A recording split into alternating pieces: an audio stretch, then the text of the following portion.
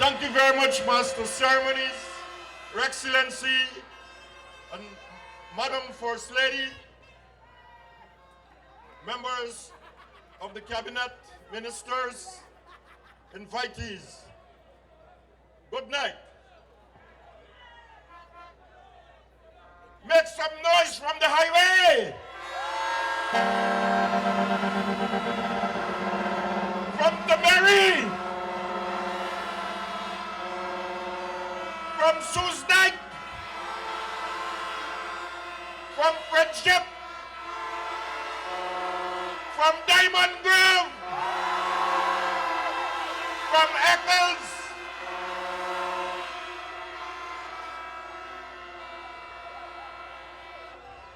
Ladies and gentlemen, tonight we are gathered here in these large numbers to reaffirm our strong commitment to the David Granger-led APNU AFC government.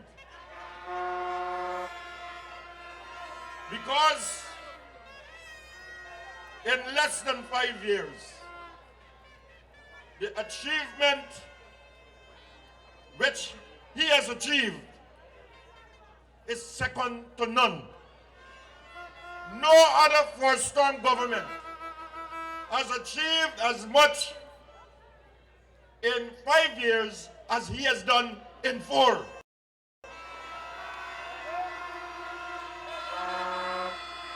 And therefore, as we go forward to March the 2nd, we must let this progress continue.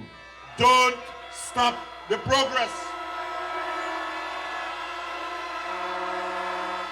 I like the mighty believer. Give David another chance.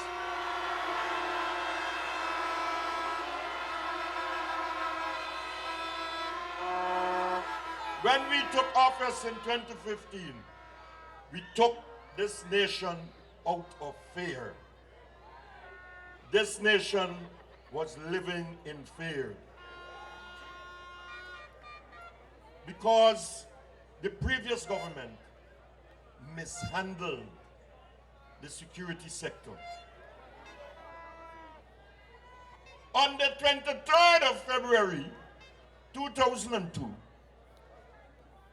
a Minister of Home Affairs who is no longer with us permitted prison officers to take the prisoners to mash. By the time they were finished, the prison mash up. Some dangerous criminals escaped, leaving one prison officer dead and one crippled to this date. And from then on, there was a crime spree of sorts. You wake in the morning, an unidentified man found dead.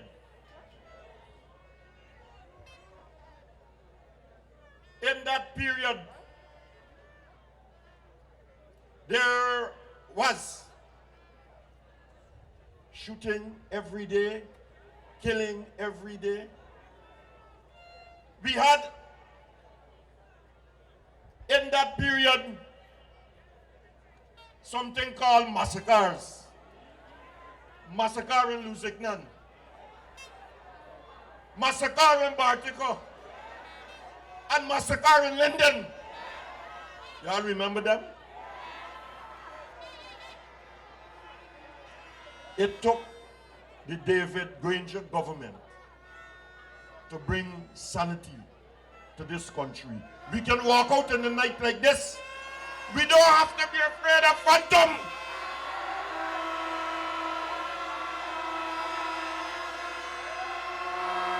We don't have to be afraid of kidnappings.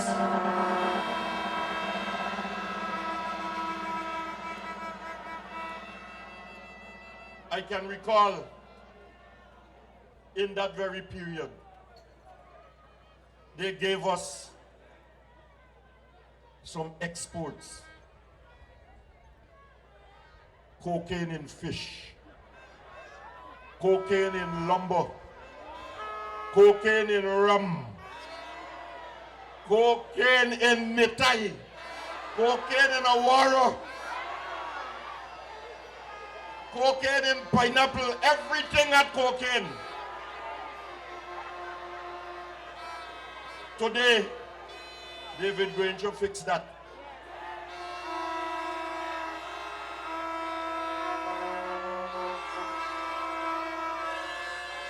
We must not allow the PPP, who seems to want to reinvent themselves, to forget the past. We must remind them about it because they owe this nation an apology. They should be apologizing to this nation for 21 policemen who died in that period.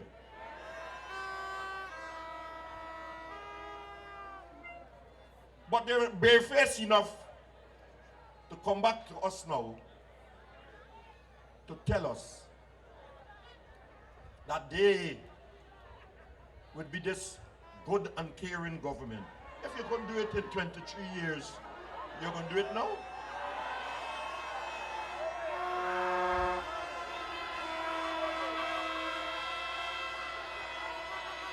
So now that David Granger is in office, he has found every area of development to touch.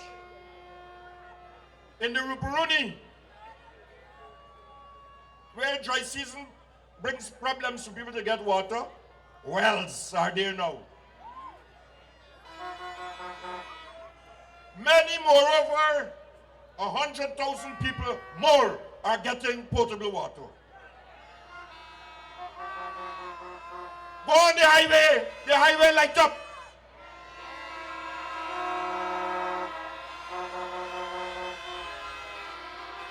Low-cost homes in communities.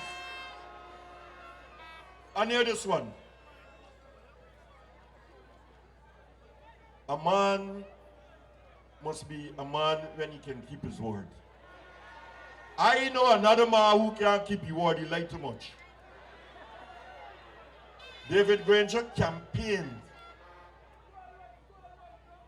for local government elections, which the PPP denied us from since 1994. He got in office in 2015, and in less than 4 years, we have had 2 local government elections. Power to the people. Local government allows you to elect your local leaders, and if they don't perform, in 2 years' time you kick them out, vote them out. You are in charge of your communities. You can call your councillor to find out why garbage is not removed, why your carpet is not weeded, why this bridge is not fixed. Those small little things you don't expect the central government to be looking into. So you must demand of your local leaders to provide you with that service. David Granger brought that.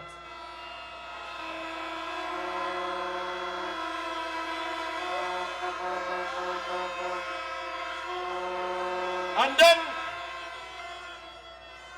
he showed them that people need to be in touch with each other. So he created radio stations. One in Oriala, a next one in Aishalton, in Letem, in Anai, in Mamaroom, and I think one was just commissioned in Anna Regina. So that they can hear if this program is being streamed, they're probably seen it. They are not left out of the news.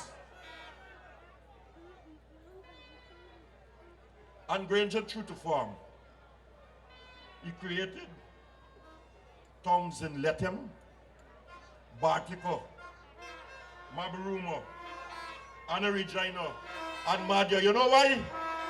Because he feels, and he has convinced us, that the hinterland communities must receive the services similar to those in Georgetown. And he wants to bridge that gap. So that if you live in Georgetown, in Madhya, government services must be available to you. And shortly after he became president, he called myself and the then Minister of State and said this: during my campaign,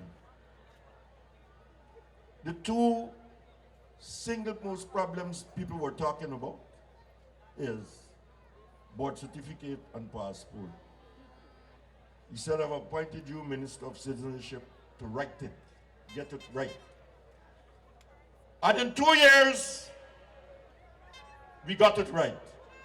When we took over, there were long, long lines from Camp Street to Barrack Street, and people having to come to the passport office from 3 o'clock in the morning. That done. You can walk in to the passport office at 8, and by 9 you're out. And in 5 days, you have your passport back.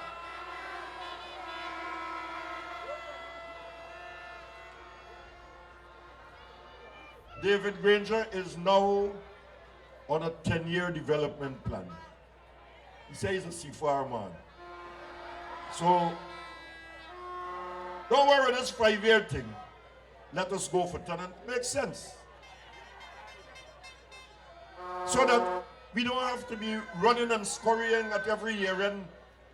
We know what the developmental policies are, and we just proceed from where we left off. But he is now reforming the security services, the police, the prisons, and the fire service, badly neglected by the previous government. They are no longer human rights abuses, and if anybody risk it, soon after they're disciplined, charged before the court. In the PVP days, young men get buttoned in the rear. Young men get scalded in the crotch. And all sorts of abuses. And these are the issues which has informed our leader's vision to reform the services, so that better protection for you would be available. For the fire service, check what is happening in the newly created communities. You have a fire department. Small as it is, we start in small and it will grow. For the years I know, from 2011, we have always been talking about a boat for the fire service. In the PNC days, we had one. For the entire PDP period, none. David Granger put one there now.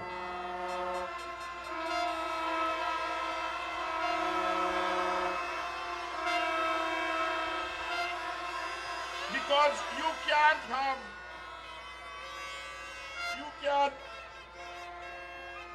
have a harbor with wharves and billions of dollars in merchandise. And there is nothing to cater for a fire occurring close to the river. And his initiative is that we should be able to fight the fire from land and from water. That is one initiative we have to praise. Then he has gone to the prison, a key area. In the past, the people we took over from had complete disorder in that prison. Every week or month, the prisoners went on the roof. They ain't satisfied with food. They ain't satisfied with how they're treated. The case taken too long to be tried. And that anger in the prison resulted in several riots until the prison was burned down, unfortunately. But it is a direct result of the pressures which are building up in people in confinement. So, our leader has decided to reform the prison service. And what he has been aiming at is to ensure that the inmates are not in a position now to use the beds. There's improved security in the prison. So the weapons that they are making from materials available to them would soon be denied. Prisons in New Amsterdam, Georgetown, and Mazaruni are being rehabilitated, in some cases completely rebuilt, with the intention to rehabilitate prisoners and to separate those who are for rehabilitation from those who are for custodial sentences. Long ago, you go into the prison, good, and you come out bad, no rehabilitation. That is not the intention. And so, with stakeholder involvement, with civilian oversight, with improved scanners and mobile phone detectors, we are going to make the prison safe and remove the unfortunate incidents which were occurring there. More importantly is the police. As a matter of fact, before I go to the police, look out for a name change. The prison might soon be named the Guyana Correctional Service. So that we remove this prison thing, this lockup thing. You go in there and there will be programs to correct persons detained by the state.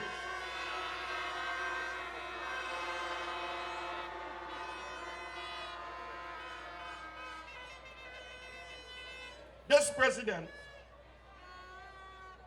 has an eye on careful law enforcement.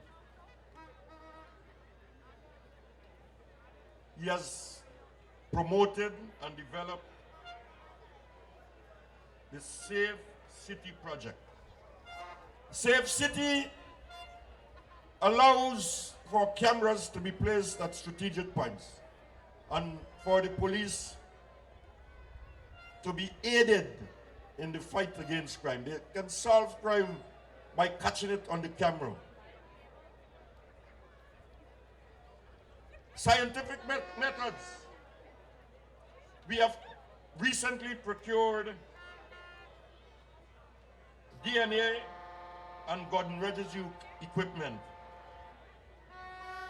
at the cost of $110 million. That is how serious we are. We're putting our money where the developmental needs are. We have rehabilitated 6 police stations at $110,000. And all this has resulted in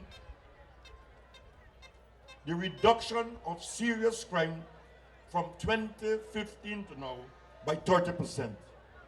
Good work for the Guyana Police Force. Hail them up.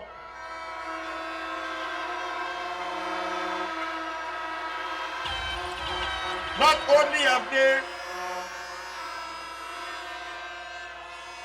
reduced the serious crime, but they have seized close to 600 illegal firearms in that period. Almost, I think the number is 596 in 5 years. And you know what? We don't have 5 persons shot and killed. In the past, every police encounter, somebody pull a gun or somebody pull a shiny object, and the next thing you know, somebody is there. We have seized all those firearms and hardly anyone has been killed.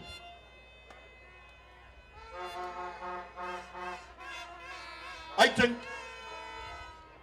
that is a remarkable record.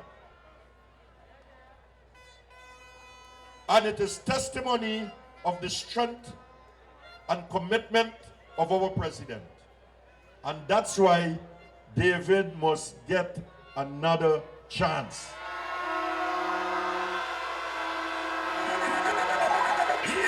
Because we cannot stop the progress.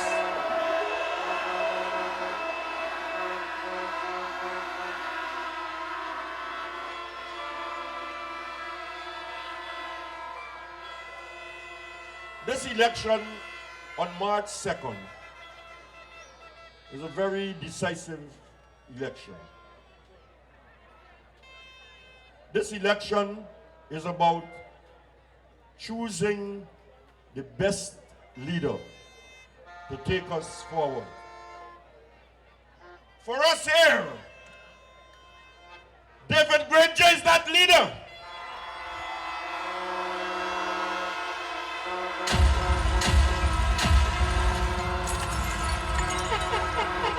And therefore, when we go to cast that ballot,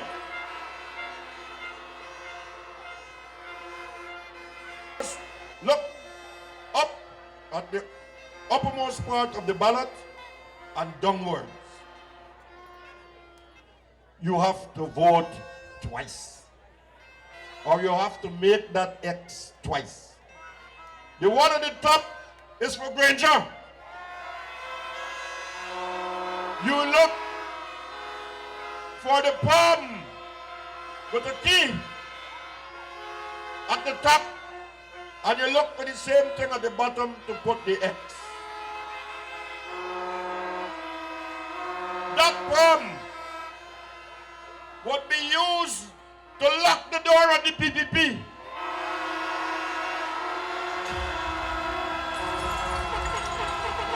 That palm must be used to open the door of prosperity led by David Granger.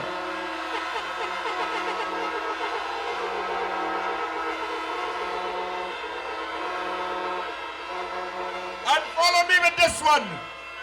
And we know we shall win, as we are confident in the victory of good over evil.